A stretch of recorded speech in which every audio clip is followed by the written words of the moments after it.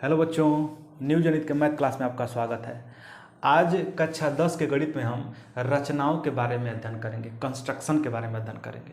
तो सबसे पहले हम देख लेते हैं कि इस चैप्टर में कौन कौन से ऐसे टॉपिक हैं जिसको कवर करेंगे। पहला टॉपिक है भूमिका। भूमिका जो आप कक्षा 9 में भी छोटा सा चैप्टर था, पढ़ चुके हैं कि पटरी और प्रकार की सहायता से कोण कैसे बनाते हैं, त्रिभुज की रचना कैसे करते हैं, वृत्त कैसे बनाते हैं, चतुर्भुज की रचना कैसे करते हैं। ये सब आप कक्षा 9 में पढ़ चुके हैं। ये सारी चीज़ें आप कक्षा 9 में अध्ययन कर चुके हैं। जैसे पहला है कि कोण कैसे बनाए जाते हैं, ठीक। दूसरा है कि कोणों का समद्विभाजन कैसे करते हैं, आधे से अधिक दूरी लेकर एक चाप ऊपर लगाते थे, एक चाप नीचे लगाते थे। कोई भी अगर न्यून कोण ऐसे दिया हुआ है या कोई भी समकोण दिया हो, अधिक कोण दिया हो, ऋजु कोण दिया हो, बृहद कोण दिया हुआ, तो कोई भी चाप आप लगाते थे। फिर आधे से अधिक दूरी लेकर एक यहाँ चाप लगाते थे, फिर यहाँ से आधे से वही चाप लेकर यहाँ काटते थे। फिर ऐसे आप इसको क्या करते थे, मिला देते थे। तो ऐसे आप किसी भी कोण का क्या करते थे, समद्विभाजन करते थे।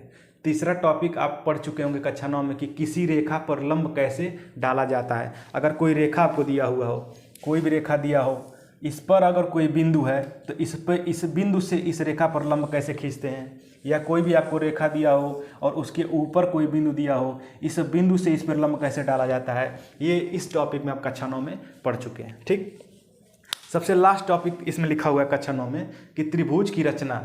कक्षा 9 में आप त्रिभुज की रचना भी पढ़ चुके हैं, वृत्त कैसे बनाते हैं वो भी पढ़ चुके हैं, चतुर्भुज कैसे बनाया जाता है वो भी पढ़ चुके हैं, ठीक है। ये सब भूमिका में आ जाएंगे आपकी।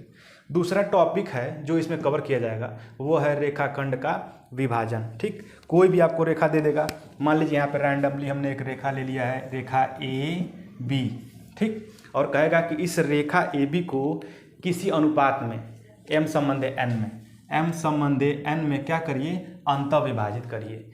m संबंधे n के जगह पे कोई कुछ अनुपात दे देगा, 4 संबंधे 3 दे देगा, 5 संबंधे 2 देगा, कोई भी अनुपात दे देगा और कहेगा कि इस रेखा को क्या करिए, विभाजित करिए, ठीक है ना, उस अनुपात में। तीसरा टॉपिक है कि दिए गए एक त्रिभुज के समरूप एक त्रिभुज की रचना कैसे की जाएगी। कोई भी आपको त्रिभुज दिया है, त्रिभुज ऐसे मान लीजिए एक कोई त्रिभुज दिया है, कहेगा कि इस त्रिभुज के समरूप में आप किसी एक अन्य त्रिभुज की रचना करें। चौथा टॉपिक है जो सबसे लास्ट है कि किसी वृत्त पर स्पर्श रेखाओं की रचना कैसे की जाएगी, ठीक। कोई वृत्त दिया रहेगा, कोई वृत्त आपको दिया रहेगा और कहेगा कि इस वृत्त पर इसके बाहर कोई बिंदु है, इस बिंदु से कैसे स्पर्श रेखाएं खींचेंगी, ठीक है ना। ये टॉपिक इस चैप्टर में आपको पढ़ना है। तो ये छोटा सा वीडियो रचनाओं के बारे में था, भूमिका के बारे में था, इंट्रोडक्शन के बारे में था। नए वीडियो में आपको ये जो दूसरा टॉपिक है रेखाखंड का विभाजन, इसके बारे में हम अध्ययन करेंगे। तब तक के लिए आप पढ़ाई अपनी जारी रखें, मस्त रहें, व्यस्त रहें। धन्यवाद।